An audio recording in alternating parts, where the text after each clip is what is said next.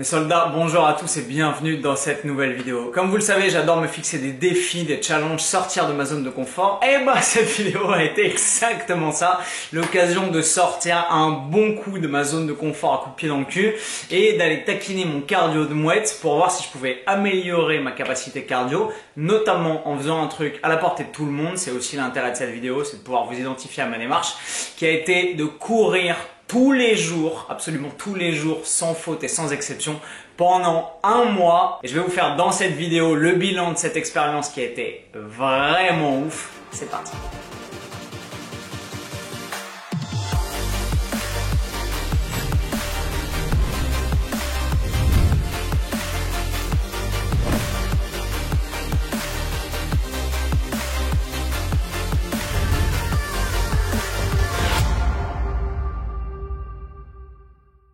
Alors, démarrage du défi. Comment est-ce que j'en suis venu à me fixer un défi aussi débile? Bah déjà, le fait de se fixer un défi, je trouve, permet de cristalliser une volonté. Et plutôt que de se dire, bah j'aimerais bien courir un peu plus, le fait de me dire, je vais courir tous les jours pendant un mois, quoi qu'il arrive, et sans exception, et sans faute, et en m'astreignant à ma démarche coûte que coûte, bah forcément ça met un énorme coup de pied au cul et ça oblige à mettre des actes derrière ses paroles et à faire ce qu'il faut pour ne pas échouer. Parce que mine de rien, avoir une organisation dans la journée et une hygiène de vie pour faire plus de sport, c'est facile. Mais avoir une hygiène de vie et une organisation méticuleuse pour pouvoir courir quoi qu'il arrive pendant 30 jours sans se caguer dessus, parce que j'ai une vie qui est quand même un petit peu compliquée, et ben ça a été un vrai défi. L'idée de départ, ça a été que je trouvais que quand je boxais au Garage Club, j'avais tendance à manquer de cardio et manquer de souffle. Alors peut-être aussi parce qu'à un moment on devait s'entraîner avec des masques, ce qui facilitait clairement pas la démarche. Mais en gros, même quand je boxais sans masque, même si j'ai une bonne capacité athlétique et que j'ai progressé techniquement en boxe ces derniers temps, etc.,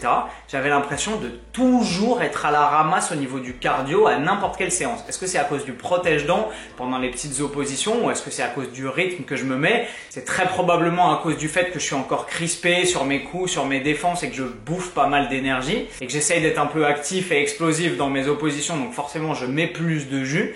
Mais force est de constater que mon cardio était clairement pas optimal et qu'il y a pas mal de mecs qui sont potentiellement moins musclés, moins forts ou moins techniques que moi et qui arrivaient à, mine de rien, me rattraper sur le cardio et à faire la différence, notamment au bout de plusieurs rounds ou en fin d'opposition, justement parce que moi j'étais complètement HS et que n'arrivant plus à trouver mon souffle, j'étais moins lucide, j'avais les bras qui baissaient, etc. Et que du coup, là, ils arrivaient à marquer des points. Et c'était frustrant pour moi. Au début du mois d'août, j'ai également eu la chance de rencontrer un athlète exceptionnel qui n'est autre que Hugo Mikalev, avec qui j'ai fait plusieurs vidéos sur ma chaîne YouTube. Si vous voulez les voir, je vous les mets juste ici. Et Hugo, en tant que boxeur olympique qui prépare les JO, a un cardio absolument exceptionnel. Vous l'avez vu dans la vidéo, je me fais fumer et j'étais vraiment mal lors de la vidéo. Et je trouve que Hugo court quasiment tous les jours. Il y a beaucoup de boxeurs qui courent tous les jours. Et Hugo s'astreint à cette discipline qui est de courir tous les jours. Pas forcément 20 bornes, pas forcément 10 bornes, pas forcément 1 heure, mais il court tous les jours. C'est ce que j'ai aimé dans cette espèce de côté routine, c'est qu'ils ne sont pas obligés de faire un volume absolument monstrueux, de faire 70 bornes par semaine. Non, il a simplement à cœur d'entretenir son cardio en courant, que ce soit 25, 30, 35 minutes de mémoire de ce qu'il m'avait raconté, simplement pour entretenir son cardio, entretenir la machine et garder la forme. Et cette hygiène de vie via la course à pied, c'est une idée qui, mine de rien, dans les sports de combat est relativement développée, et le fait que courir ce soit la base du cardio pour les sports de combat, c'est une idée qui a quand même la peau dure. Alors c'est un mythe parce que c'est pas uniquement le fait de courir qui va vous permettre d'optimiser votre cardio. Il y a plein d'autres manières d'optimiser son cardio et des manières probablement plus propices et plus spécifiques au sport de combat pour faire du cardio, notamment du fractionné au sac. Si la méthode vous intéresse, on a tourné avec Nicolas Haute, le préparateur physique de la MMA Factory, une vidéo spécifiquement dédiée au développement et à l'affûtage du cardio spécifique à la boxe et au MMA que je vous mets juste ici. Mais mine de rien, dans la boxe et dans le sport de combat, il y a quand même cette idée très prégnante qui est que courir, c'est la meilleure façon de faire du cardio. Mais le but du jeu pour cette démarche et ce défi, c'était pas de trouver la méthode la plus optimale pour développer mon cardio, c'était simplement de me dire, je vais courir tous les jours pendant 30 jours, primo parce que je suis pas vraiment fait pour courir, pas un athlète d'endurance, deuxièmement parce que j'aimais pas vraiment ça. Je me disais pas, tiens, je vais aller courir, j'ai 1 heure, je vais me faire plaisir, je vais sortir et wouhou. et que du coup ça me sort vraiment de ma zone de confort, et que troisièmement pendant ce mois d'août j'ai beaucoup bougé, j'ai été à Monaco, je suis allé faire un stage d'apnée, j'ai été un peu partout au parachutisme, etc. Et que je m'étais dit je vais galérer à m'entraîner, je vais pas pouvoir aller boxer au Garage Club aussi régulièrement que je le veux, donc peut-être que le fait d'avoir accès à un mode d'entraînement accessible n'importe où, n'importe quand, va me permettre de pallier les inconvénients des déplacements en tout genre, des sauts à l'élastique en parachute, etc. et va me fournir un type d'exercice et d'entraînement très simple qui va me changer de ma routine, mais qui va surtout me permettre de réinstaurer une routine et une hygiène de vie malgré le voyage et l'ensemble des déplacements que j'ai subis sur ce mois d'août. C'est comme ça qu'est né ce défi. En plus, au tout début du mois d'août, j'étais sur le bateau de Stéphane Mifsud, l'Explorer 1135, et j'étais pas à terre. Et mine de rien, le fait de courir, de bouger un peu, parce que quand on est coincé sur un bateau aussi grand soit-il, bah on peut pas tellement s'ébattre et courir à gauche à droite, et le fait d'avoir un contact avec la route et de bouger mon corps dans l'espace et tout, même si j'ai nagé pas mal évidemment, bah ça me manquait un petit peu. Et donc je me suis dit quand j'étais sur le bateau, quand je vais arriver à terre, je pense que je vais me fixer ce défi parce que ça va être pratique, fun, et que surtout ça va me sortir sacrément de ma zone de confort. Et j'ai pas été déçu. Là où je suis extrêmement fier de moi déjà pour ce bilan, c'est que je pensais pas en être vraiment capable, mais j'ai réussi à courir, quoi qu'il arrive, pendant les 30 jours de ce défi du 7 août au 6 septembre, je crois. Je vais vous mettre à l'écran l'ensemble des jours où j'ai couru, jour après jour. Donc dans des endroits totalement différents, parfois dans le sud de la France, parfois en Auvergne, parfois au Blanc dans mon centre de parachutisme, parfois à Monaco, parfois de nuit, parfois de jour, parfois tôt le matin, parfois par grand beau temps, parfois par temps un peu plus frais. Souvent tout seul, parce que j'aime bien m'entraîner tout seul et que par définition je voulais que ce mode d'exercice soit disponible dès que j'en avais besoin, c'est-à-dire entre deux séances de travail quand j'avais pas forcément le temps d'aller me faire une séance de muscu de 2 heures, bah boum, je pouvais aller courir 45 minutes si ça me chauffait. Mais parfois à plusieurs, j'ai eu la chance de courir avec Hugo évidemment dans le cadre de notre vidéo, j'ai eu la chance de courir avec mon pote Théo, mon moniteur et coach de parachutisme quand j'étais au Blanc avec lui et que j'ai partagé pas mal de séances d'entraînement et en muscu et en course à pied avec Théo et avec ses chiens parce que je kiffe courir avec ses chiens, c'est grave cool. Mais globalement les 90% probablement statistiquement des 30 séances de footing que j'ai faites ont été faites tout seul avec moi et moi seul. Donc ça c'est la première réussite de ce challenge. Je pensais pas être capable religieusement de m'astreindre à cette discipline, mais ça a inclus des gros sacrifices. Il y a certains jours où j'ai dû aller courir en revenant d'un train. Il y a certains jours où j'ai dû courir en revenant d'un avion, quand je suis allé à Monaco par exemple, où j'avais absolument pas envie d'aller courir parce que j'étais claqué, mais que j'avais pas réussi à trouver le temps pour m'entraîner sur la journée et aller courir, et que pour respecter mon challenge, bah, j'ai dû sortir dans les rues de Paris et aller courir à 23 h, chose que j'aurais jamais faite habituellement. Je me serais dit bon bah je dors tranquille et puis je vais m'entraîner demain, mais là le challenge forcément vous y pousse. Si vous voulez respecter religieusement la fréquence d'une sortie footing par jour, bah il y a des moments où vous êtes obligé de faire des sacrifices. Certains jours, il pleuvait, j'avais absolument pas envie de sortir, et bah j'étais obligé de le faire et j'étais obligé d'aller courir sous la pluie. Vous voyez par exemple là, je rentre de la boxe ce matin, il faut que j'aille courir. Et bah là j'ai pas trop envie d'aller courir là, hein, même de la flotte dans l'appart, putain. Mais pas envie. Et pourtant il faut, et il va falloir, et je vais y aller. Mais pas envie.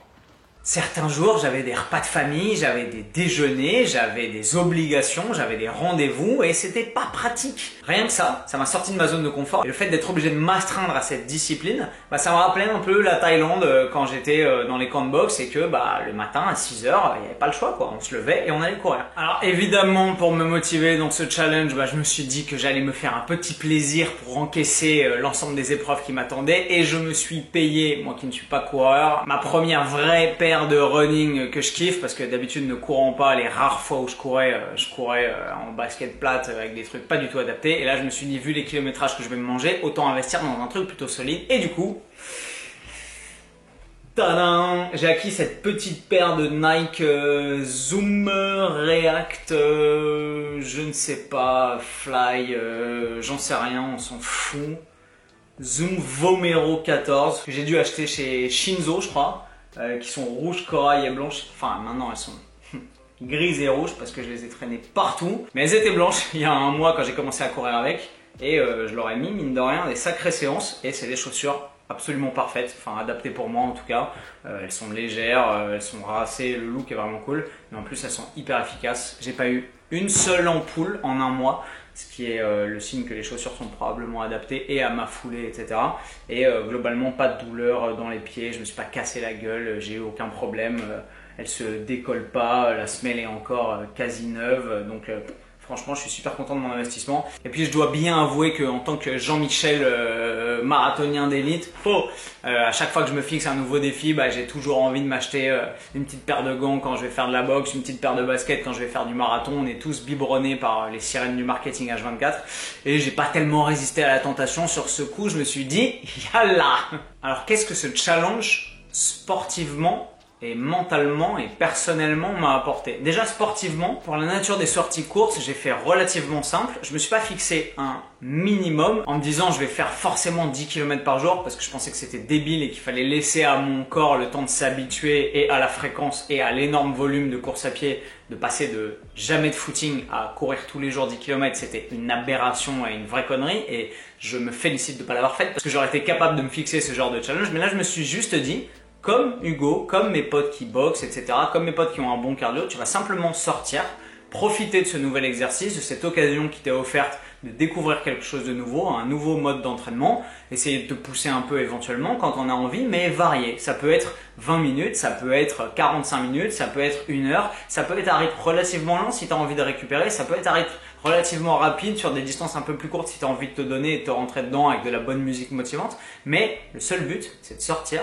et d'aller courir. Simplement. Moi, la route, le chemin, la forêt, mes baskets, ma musique et personne d'autre. Et ça, c'était hyper cool. En pratique, j'ai fait au minimum 15 minutes, mais à un rythme relativement soutenu comme vous allez le voir, et au max 1 heure le dernier jour. Et pour construire mon volume de façon crescendo et pas me taper 1 heure de footing direct, parce que ça m'arrivait de faire des footings d'1 heure, notamment avec mon père, voire d'1 heure et demie pendant le confinement, mais généralement je mettais 1 ou 2 jours à m'en remettre musculairement et c'était pas compatible avec le fait d'enchaîner sur des footings avec une fréquence journalière. Donc j'ai commencé les 15 premiers jours du challenge en courant tranquillou à mon rythme, un quart d'heure, 25 minutes, une demi-heure, 20 minutes, 35 minutes, de façon relativement aléatoire, mais en courant tous les jours.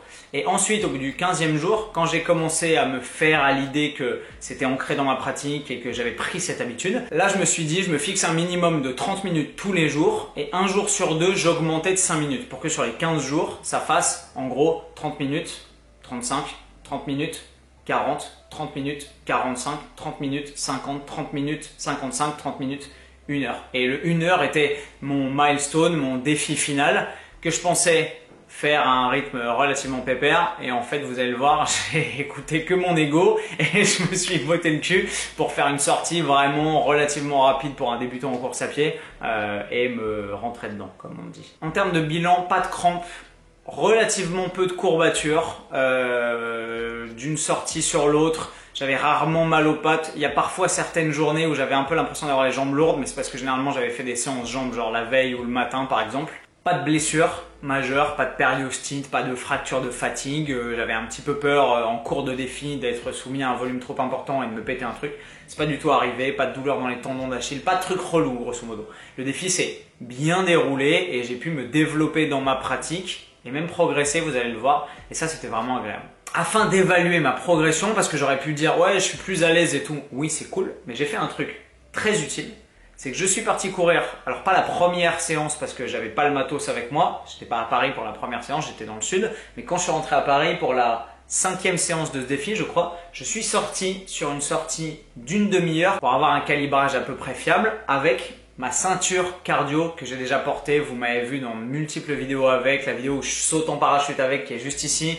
Également une vidéo que j'ai fait récemment à la MMA Factory où je fais un fractionné sac où je portais cette ceinture cardio qui est une ceinture cardio Polar HR10 pour ceux que ça intéresse parce que je sais qu'on va me poser la question. Je la mets en description de la vidéo, vous aurez qu'à cliquer dessus pour pouvoir la trouver si elle est encore disponible. Mais c'est très simple, on se la met autour du bin et ensuite sur votre iPhone vous avez une application qui s'appelle Polar Beat, B-E-A-T et qui enregistre la vitesse via GPS, la fréquence des pas, l'allure maximale et l'allure moyenne pendant la course et surtout la variation de la fréquence cardiaque, ce qui m'intéressait. Donc cette séance que je voulais être une séance de référence de début de performance, donc j'ai mis une demi-heure pour la faire. J'ai pas couru à pleine balle, c'était pas le but, c'était simplement de voir sur un effort où je courais à bon rythme, sans me promener et sans être en détente, mais à bon rythme, sans être oxy complet, simplement pour tester un peu l'évolution de ma fréquence cardiaque à l'effort. En une demi-heure, j'ai fait 5 km 39, donc un petit peu plus de 10 à l'heure. Ça fait 5,34 minutes au kilomètre. Pour les coureurs qui ont l'habitude des rythmes et des allures, vous allez voir à peu près ce que ça fait. Ma fréquence cardiaque max était 160 battements par minute, donc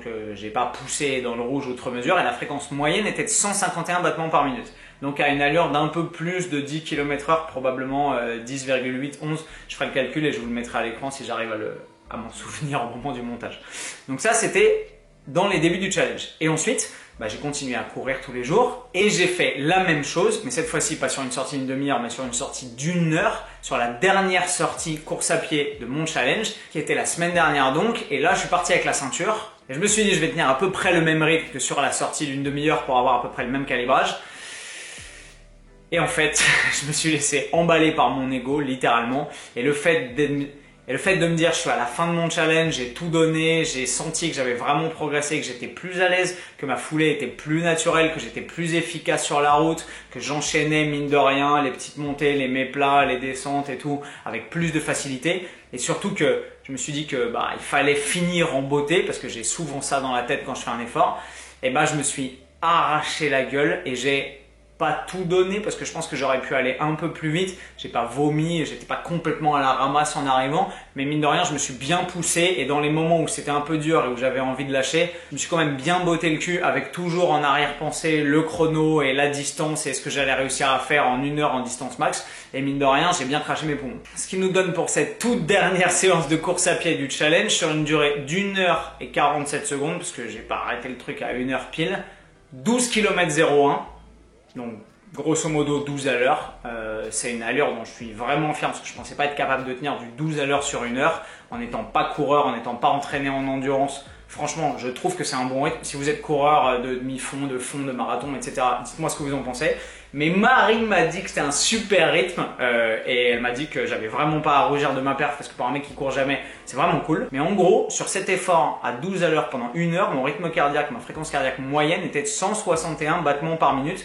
Ce qui est relativement élevé, mais du coup c'est pas ridicule je trouve et je suis plutôt content de ma perf. Surtout si on m'avait dit au début de ces 30 jours de défi, tu vas être capable à la fin de faire 1 heure à 12 à l'heure, je pense que je l'aurais pas cru ou je me serais dit si j'y arrive, c'est la fin de ma vie, j'arrive et je gerbe et je suis complètement à l'arrache. Alors que honnêtement, je suis arrivé, j'étais fier de moi, j'étais fier de mon accomplissement. Mais j'étais pas complètement détruit et je sentais que j'en avais peut-être encore un petit peu sous le pied, mais surtout ça m'a pas annihilé, j'étais pas défoncé totalement quand je suis arrivé à la fin de cette course. Et ça, c'est très cool. Donc, sportivement, ce défi a payé, il a porté ses fruits et mine de rien, je suis beaucoup plus à l'aise avec mon cardio maintenant 30 jours après qu'au tout début du challenge 30 jours avant. Là où c'est vraiment intéressant, c'est que sur la séance de fractionné sac, donc spécifique en boxe, que j'ai tourné après ce défi, j'étais j'allais dire extrêmement à l'aise. C'est une grosse connerie, parce que si vous avez vu les images de ce défi, j'étais clairement pas extrêmement à l'aise, j'en ai chié de ouf, mais j'étais beaucoup plus à l'aise que ce à quoi je m'attendais. Ce qui est extrêmement cool pour moi, parce que ça veut dire que mon cardio a progressé de telle façon qu'il n'y a aucun moment où j'avais les bras complètement baissés, où j'avais plus aucune garde, où j'étais complètement dans le gaz, où j'étais oxy et que je savais plus ce que je faisais et où ma boxe devenait dégueulasse et où il y avait que du déchet et des trucs pas exploitables. J'ai réussi à rester efficace, j'ai réussi à rester précis, j'ai réussi à rester dans le rythme et mine de rien, je pense que la réussite relativement inattendue de cette modeste performance sur un premier fractionné sac, un exercice que j'avais jamais fait, elle est en partie due à l'investissement que j'ai eu sur mes séances cardio grâce à ce challenge 30 jours. Donc ça, c'est une super bonne nouvelle. L'autre intérêt de ce challenge, c'est que j'ai pu tester in vivo la gamme des produits Gymshark consacrés exclusivement au running qui s'appelle la collection Spin et qui sort ce soir à 20 h. Donc si ça vous intéresse de vous faire une nouvelle tenue pour vos running, si vous êtes coureur de fond, etc., ou que vous adorez courir et que vous cherchez une nouvelle tenue vraiment stylée, j'en porte une en ce moment. C'est ce petit top qui est vraiment cool. Le lien pour vous procurer cette collection sera juste en dessous dans la description. La sortie de la collection est à 20 h. Donc si vous voyez cette vidéo, elle sort dans quelques heures. Je peux vous dire que la collection est vraiment cool. Pour avoir couru pendant ce mois avec différentes tenues, parce que j'avais pas toujours les produits de cette collection Speed sous la main, courir avec autre chose que des produits vraiment faits pour le running, c'est pas facile, je pensais pas. Pour boxer, je peux boxer à peu près que n'importe quoi. Il y a des mecs qui boxent avec des maillots de foot, c'est vraiment très versatile. En boxe, on n'est pas soumis aux mêmes contraintes. Quand on court, je me suis rendu compte qu'on avait beaucoup de frottements, beaucoup de micro-contraintes et que le moindre petit truc un petit peu relou probablement sur le papier, prenait des proportions énormes et devenait extrêmement casse-couille quand on était en train de courir, surtout quand on essayait de se donner sur des séances un peu engagées. Vous l'avez compris, cette collection, elle est stylée, elle est hyper pratique pour courir parce qu'elle est faite pour ça. Donc si ça vous intéresse, la collection Speed sort dans quelques heures. Le lien pour vous la procurer est juste en dessous dans la description de la vidéo. Voilà, à vous de jouer. La conclusion de cette vidéo, c'est que je suis évidemment, mes soldats, super content de m'être fixé ce défi. Pour les raisons que je vous ai évoquées, ça m'a fait sortir de ma zone de confort, ça m'a obligé à me bouger le cul sérieusement les jours où j'avais pas envie de courir, mais aussi à me forcer à me développer et à devenir meilleur pour progresser, parce que c'est ce que j'aime dans le sport. Toucher du doigt un truc qui peut-être me plaît pas forcément, mais aller trouver des façons d'aimer ça, ou au moins de devenir meilleur, c'est ce que j'ai réussi à faire très clairement. Les performances parlent d'elles-mêmes. Je pensais pas être capable de faire une sortie d'1 heure à 12 à l'heure et revenir vivant, et c'est ce que j'ai réussi à faire, donc ça c'est très chouette. Mais j'ai aussi découvert une nouvelle facette de moi dans l'effort, un nouveau mode d'expression qui est le running, qui est très cool. Et même si je suis pas un grand runner, je pense que je vais prendre goût potentiellement, quand le Covid va nous le permettre, à participer à des courses, peut-être des 5 kills, peut-être des 10 kills, pas forcément plus longs, peut-être des semi-marathons, on verra. J'ai déjà fait des semi dans le passé, il y a 10 ans, comme ça pour rire. Et je crois que j'avais fait un semi-marathon en 1h53, le semi de Boulogne, un truc comme ça, il y a littéralement 10 ou 15 ans. À l'époque où je courais un peu plus pour préparer Saint-Cyr notamment. Mais je pense que je vais me reprendre au jeu de ces petites courses, et puis j'ai mes super baskets et elles sont loin d'être usées, donc si je veux pouvoir les rentabiliser comme il faut, il va falloir que j'enchaîne les kilomètres. Je pense que je vais garder le footing dans ma préparation physique, clairement pas au quotidien. Je vais plus courir tous les jours parce que mine de rien j'ai autre chose à faire. Maintenant je suis revenu à Paris, je peux continuer la musculation, je peux me réentraîner en boxe. Et mine de rien, j'ai pas des journées infinies qui me permettent de m'entraîner, ni une capacité de récupération qui me permet de courir tous les jours et de faire tout le reste. C'est pas compatible avec l'ensemble de ma préparation physique. Mais je pense que je vais continuer à courir au moins une fois par semaine, peut-être pas tout seul, peut-être en profiter pour pouvoir voir plus mon père qui lui adore courir et court quasiment 1 ou 2 fois par semaine, peut-être pouvoir aller courir avec lui ou partager des moments d'entraînement ou de running avec des potes ou avec d'autres gens, ça peut être l'occasion parce que mine de rien le running ça peut être relativement convivial. Pour ce qui est du développement de ma capacité cardiovasculaire, je pense que je vais travailler davantage de cardio spécifique, probablement en boxe, probablement au sac, et peut-être avec des formes de cardio qui sont un petit peu moins agressives, notamment pour mon genou gauche qui est encore un petit peu flagada. Je pense que je vais passer sur du vélo ou du watt bike, des séances de fractionné peut-être au vélo, mais par goût, je pense que je vais conserver des séances de footing, peut-être une fois par semaine à cette fréquence-là, pour pouvoir continuer à apprécier ça, garder un peu la technique et sortir, être dehors. Aller dans des endroits un peu différents, aller dans les bois, aller dans des forêts, etc. Si j'en trouve autour de Paris ou en fonction des endroits où je serai. Probablement un peu plus de footing quand je serai en déplacement, quand je serai pas chez moi et que j'aurai pas accès à ma salle de boxe, etc. Disons que le footing deviendra un peu mon joker et le mode d'entraînement privilégié que j'aurai quand je serai pas forcément chez moi ou que j'aurai pas accès à l'ensemble de ce que je fais d'habitude pour m'entraîner. Voilà mon bilan mes soldats, j'espère que cette vidéo vous a plu, qu'elle vous a intéressé. Je vous encourage fortement, si ça vous intéresse, d'essayer. Pas forcément à courir tous les jours, pas forcément à vous donner un minimum et un volume kilométrique, à vous dire je vais faire 10 km par jour et tout, parce que ce serait très probablement mal avisé et vous blesser et probablement pas la meilleure solution d'attaquer la rentrée, mais au moins à vous fixer ce défi de vous dire je vais courir plus, je vais sortir 2 fois par semaine, tous les mercredis et tous les dimanches, je vais aller courir, que ce soit 20 minutes, un quart d'heure, 35 minutes, une demi-heure, 1 heure si vous êtes plus à l'aise que moi, et vous dire que vous allez explorer ce nouveau mode d'entraînement sportif et que vous allez vous faire kiffer d'une façon un peu différente. Si vous courez pas, ça peut être rafraîchissant, ça peut vous apporter quelque chose de différent comme ce que ça m'a apporté moi, ça peut éventuellement vous aider à développer votre cardio. Si vous êtes très débutant et sédentaire, ça va forcément vous mettre un coup de pied au cul qui va vous permettre de devenir meilleur. Mais franchement, je vous invite vraiment à mettre vos baskets et à sortir courir et à tester cette expérience qui pour moi était super bénéfique et enrichissante. Mes soldats, j'espère que ce partage d'expérience sportive vous a plu. S'il y a d'autres challenges que vous aimeriez que je me fixe, parce que généralement je me fixe des challenges qui sont personnels, mais s'il y a des trucs que vous aimeriez me voir faire, dites-le moi en commentaire juste en dessous et je vous retrouve dans une prochaine vidéo. Et comme d'habitude, avec le sourire, plus fort et plus vite. Bam!